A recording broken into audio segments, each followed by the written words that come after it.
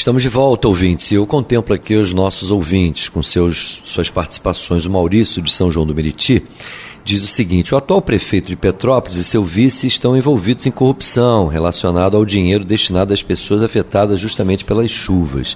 E a Marilda da Silva Ribeiro diz: Paulo, o prefeito de Petrópolis continua o mesmo. Sim, ele inclusive já foi prefeito três outras vezes, inclusive o Rogério Rocco acho que lembrou isso. Ele foi prefeito entre 2001 e 2004, entre 2005 e 2008 e agora entre 2013 e 2016. E ele ganhou a eleição em 2018, mas eu acho que só tomou posse no final do ano passado, porque ele estava justamente enrolado com decisões da justiça. Só depois que ele desenrolou, ele e o seu vice puderam assumir. Então, essa turma, evidentemente, tem responsabilidade atual e tem responsabilidade ao longo da história, né? O partido dele é o PSB, o partido aí que tá procurando aí um acordo com o PT, ou para formar uma federação, ou para pelo menos indicar o nome do vice-presidente, que seria o Alckmin, né? Não sabemos. Isso vai depender mais do Alckmin em escolher a sigla que ele vai. Hoje tem no jornal uma situação que o plano B do Alckmin seria o PV, caso o acordo do PT com o PSB não funcione. Mas eu deixo de lado essa abordagem sobre Brasília, ou melhor, sobre Petrópolis, porque na ponta da linha nós vamos conversar agora com o presidente da Associação de Engenheiros da Petrobras da Bahia, PET Bahia, o Marcos André. Marcos André, bom dia. Muito bom dia, Paulo, tudo bem? Como vai? Tudo indo, né? Porque é só tragédia, notícias graves, o processo que a Petrobras está sofrendo aí permanentemente, esse impasse agora com os projetos de lei que procuravam aí encontrar uma alternativa para a paridade de preços dos derivados de petróleo com o mercado internacional. E eu quero começar por aí. Como é que você está analisando aí essa situação que me parece muito aflitiva, especialmente para a população que está padecendo aí com esses reajustes constantes do gás, do diesel, da gasolina, e isso tem impacto na economia como um todo, como todos nós sabemos. Qual é a tua avaliação desse imbróglio todo, Marcos?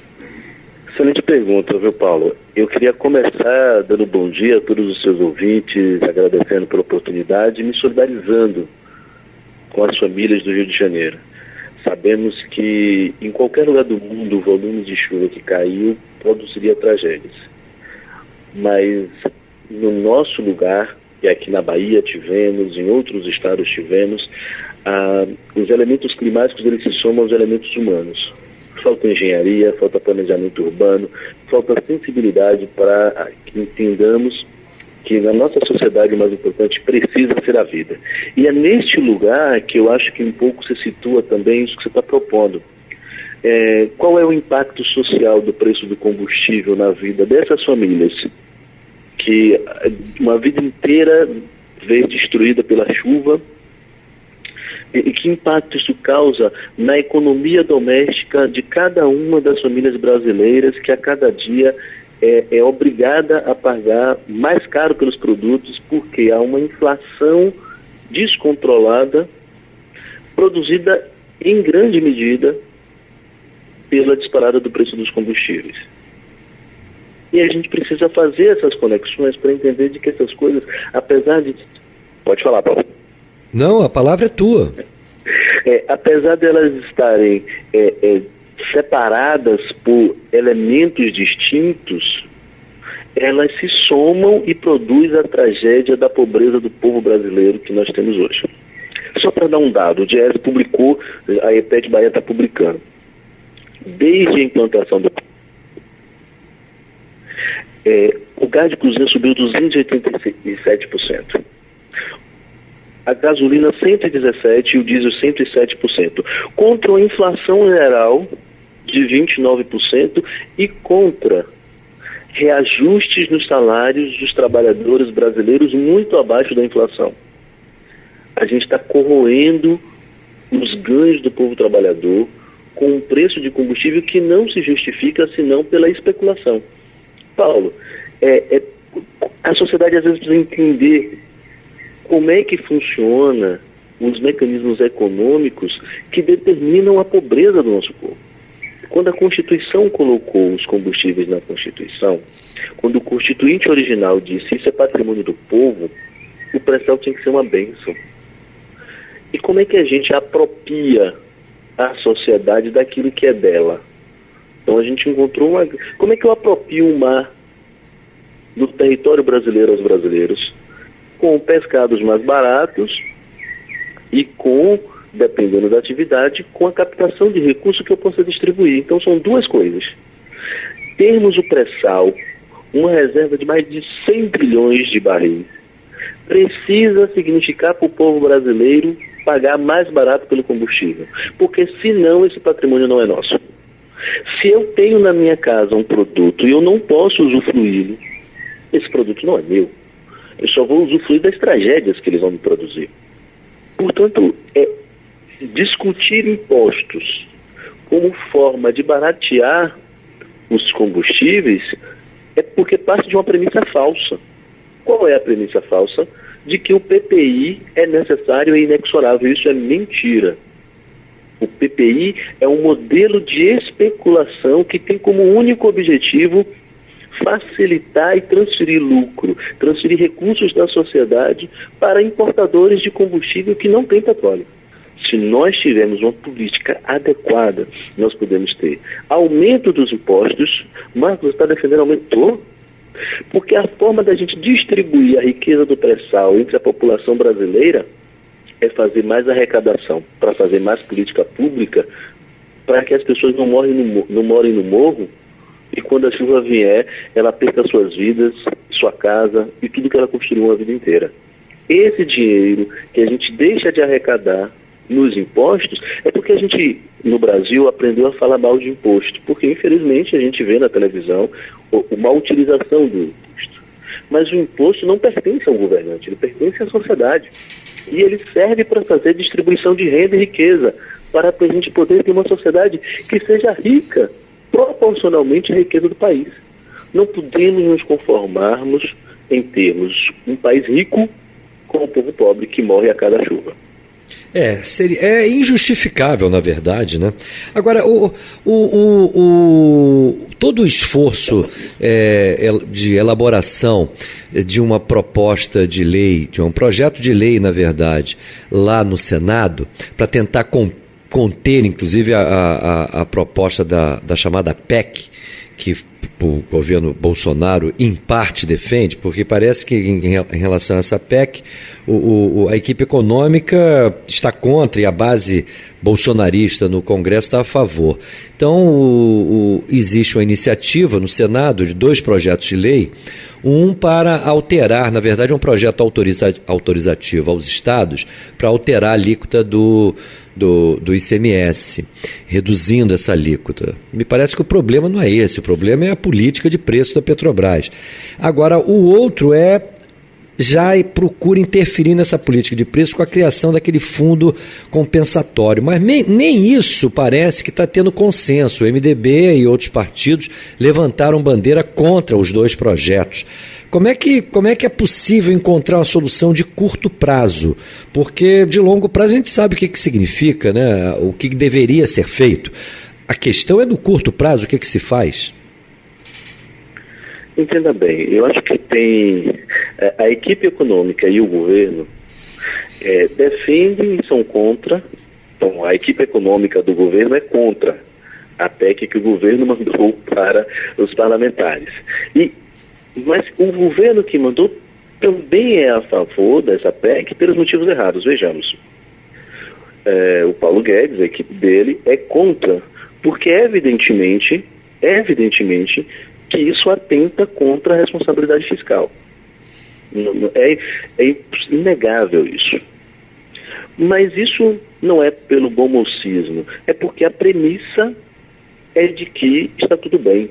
E aquele que não puder, a sociedade vai absorver, pegando impostos que deviam estar na saúde, na educação, na segurança, no saneamento básico, na moradia, para transferir para as grandes empresas. Não é para o cidadão.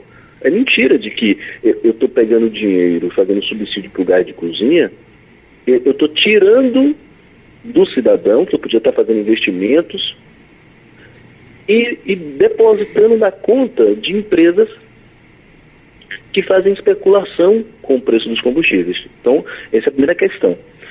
A segunda, o governo faz populismo com o preço dos combustíveis. Isso é um absurdo. Isso é um absurdo.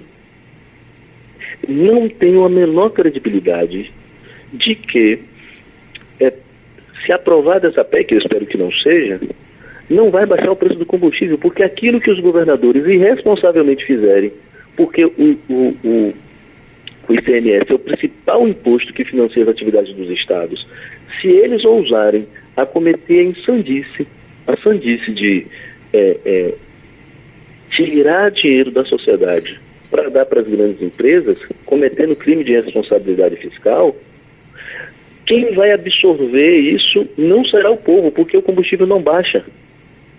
Quantas vezes a gente já viu falar em manipulação de preços, que o governo eleva ou baixa impostos, e o cidadão não percebe, porque aqueles intermediários da cadeia absorvem isso como lucro. Eu vou diminuir R$1 do imposto do ICMS aqui. Isso provavelmente vai ser diluído na cadeia, vai virar mais lucro, mais dividendos, e não chega no povo. Sem contar de que, com essa política, veja bem, a política de responsabilidade fiscal, ela vai dar com uma mão, tirando os impostos, sangrando a sociedade, e vai botar com a outra, porque a irresponsabilidade fiscal faz o risco aumentar, o dólar aumenta. O principal componente do preço dos combustíveis no Brasil não é petróleo, é dólar. E é isso que nós precisamos dizer. É preciso combater dioturnamente a política de paridade internacional, porque ela é especulativa. Ela só se dá numa sociedade que se admite a legalização de um processo que monopolisticamente impõe à sociedade preços muito superiores à sua capacidade, sem qualquer necessidade. A formação de preço de qualquer produto numa sociedade de livre concorrência, ela se dá a partir da eficiência do agente econômico na redução dos seus custos, para que ele tenha melhores preços e amplie o seu mercado. No Brasil, toleramos que impute-se ao preço da gasolina, que cada brasileiro consome, custos que não incorreram. O que é o PPI? É o mesmo preço do combustível lá fora? Não, é mentira isso. É o preço do combustível lá fora, mas o preço de importação, o custo de transferência, o custo de desembaraço aduaneiro.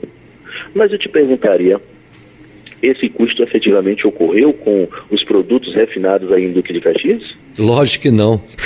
Mas como você pode me cobrar por um custo que você não teve? Isso é legítimo? Isso é correto? Num mercado de monopólio. Porque o Brasil tem monopólio. Mas a Petrobras está vendendo refinaria. Ela só está transferindo o monopólio público para o monopólio privado. Aqui na Bahia, infelizmente, foi privatizada a nossa refinaria. A Landulfo Alves, né? Agora chama Mataripe, né? Sempre foi, porque Mataripe é o lugar. Mas ela historicamente se não me engano, é a primeira refinaria da Petrobras, não é? Primeira refinaria nacional. Landulfo ela nasceu Alves. Antes da Petrobras. E é importante a gente dizer isso. O que aconteceu com a privatização? A empresa que comprou tem 90% do mercado baiano de derivados e bota o preço que quer. E agora os baianos pagam preços mais caros do que os outros brasileiros. Agora, já que você tocou nisso, Marcos, tem um outro mistério aí. Você denunciou com toda a razão essa questão da transferência de recursos que são públicos para as mãos privadas. Esse caso da refinaria não dá para entender, porque agora tem um projeto de lei que quer entregar para a refinaria privatizada mais de 107 milhões de reais? Vivemos um escândalo naturalizado. E é possível que alguém cinicamente do governo, como infelizmente numa atividade da própria Petrobras, um gerente da Petrobras tirou meme, todo mundo deve ter visto, disse que graças a essa política temos investimentos. Qual investimento? A compra da refinaria não é investimento, que fique claro. A transferência de propriedade de um agente para outro não implica em investimento, salvo para aquele que comprou. Investimento é quanto a Mubada vai colocar para ampliar a refinaria? Nada. Mas vai ter investimento novo, dinheiro público. Ou seja, o discurso liberal é liberal só para as pessoas que moram no morro e que agora perderam suas vidas, porque é lá que o Estado é mínimo. Para os agentes econômicos, o Estado é máximo, vai dar milhões para fazer manutenção, para fazer investimentos, e depois alguém cinicamente vai dizer: a Petrobras, graças à privatização, está tendo novos investimentos. Isso é uma mentira. A Petrobras sempre investiu sem usar um centavo de dinheiro público, com recursos próprios ou com recursos captados no mercado, pagando altíssimos juros. E agora uma empresa que acredite. Sabe qual é a grande ironia? É que os liberais brasileiros não se constrangem em vender o nosso patrimônio para um fundo soberano dos Emirados Árabes Unidos. Não estamos vendendo para um agente privado, não estamos prestigiando aqueles empreendedores. É mentira isso. Esses 107 milhões vão pro fundo, né, árabe, que é em última instância é o controlador da refinaria agora, né? Não é. Se era para ter investimento novo, por que ele não tira mais recursos do fundo que ele tem muito dinheiro, para fazer investimentos? Não, o investimento é com dinheiro público. E não foi só na Bahia, né, Marcos? Foi também 6,8 lá, ou eles querem isso, né, para a refinaria de Manaus, que também foi privatizada, não é isso? Então privatiza e depois entrega o dinheiro. Eu privatizo por 1/3 do valor de mercado. 1/3. A refinaria... Ficou comum dizer que foi pela metade do preço, mas não foi. Nós temos estudos, está na página da EPET Bahia, quem quiser procure, de um economista da nossa associação, que foi economista da Petrobras, hoje aposentado, professor universitário, e ele comparou o valor de venda com as 5 últimas refinarias vendidas no mundo. E ele demonstrou que a nossa refinaria foi vendida por 1/3 do seu valor da refinaria. Mas você acredite, não foi só a refinaria. Vendeu a refinaria, vendeu portos secos, vendeu o porto que fica próximo da refinaria. Tudo isso num pacote. E a gente pega dinheiro da sociedade para investir, para fazer a manutenção, para fazer investimentos que deveriam ser do investidor. Evidente. Quem compra, se você compra uma casa e você quer pintar a sua casa, você pede dinheiro no banco para isso? Ou você pede dinheiro do povo para isso? Não. Você compra a casa, você faz a reforma, você dá uma nova pintura. Isso você tira dos seus recursos para isso, porque aquilo vai valorizar o seu patrimônio. Mas, diferente do que a Petrobras sempre fez, agora a sociedade vai diminuir o dinheiro que poderia construir e reconstruir as casas das milhares de vítimas das enchentes em todo o Brasil e vai dar para um fundo soberano estrangeiro fazer investimentos em manutenção e ampliação. Isso é a contradição desse modelo liberal, porque ele só é liberal, só é Estado mínimo para os pobres, para os trabalhadores. Para o grande capital é um Estado máximo. É isso. Porque tem muito dinheiro para dar. E dá, e nos constrange ver que dá, e a gente, infelizmente, parece numa inércia permanente, numa certa dormência social que não nos permite reagir com veemência sobre isso. Agora, Marcos, para finalizar, eu estou com o meu tempo muito escasso, mas não poderia deixar de tocar nesse assunto, porque os ataques vêm de tudo quanto é lado.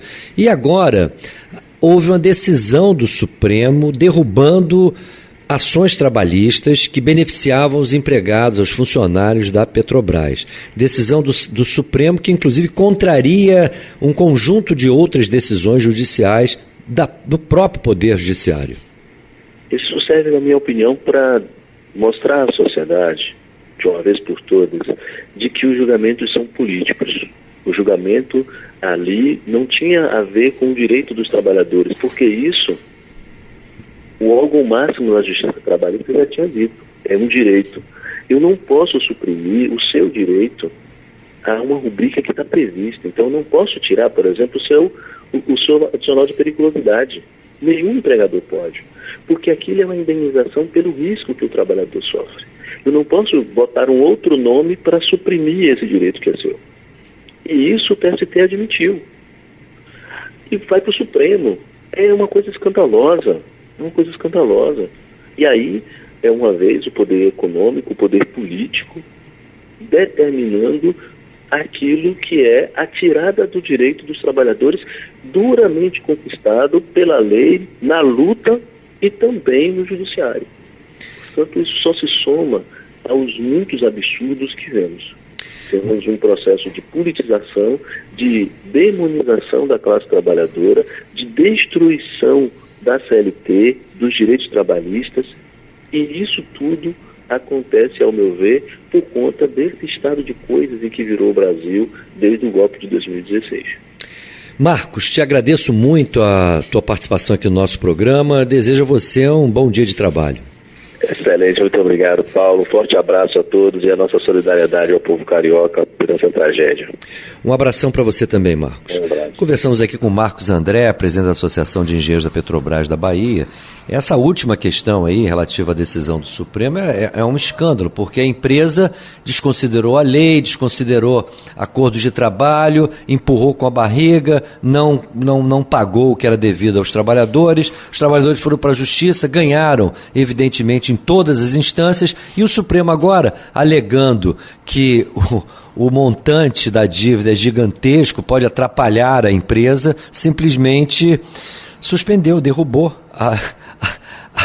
as decisões anteriores do próprio Poder Judiciário. Esse é o Supremo, que muitos setores da esquerda reforçam o coro, que é o guardião da Constituição. Durma com barulho desse. Bem, temos um novo intervalo agora pela frente, antes da reta final do programa Faixa Livre, nessa edição de sexta-feira. Já retornarei.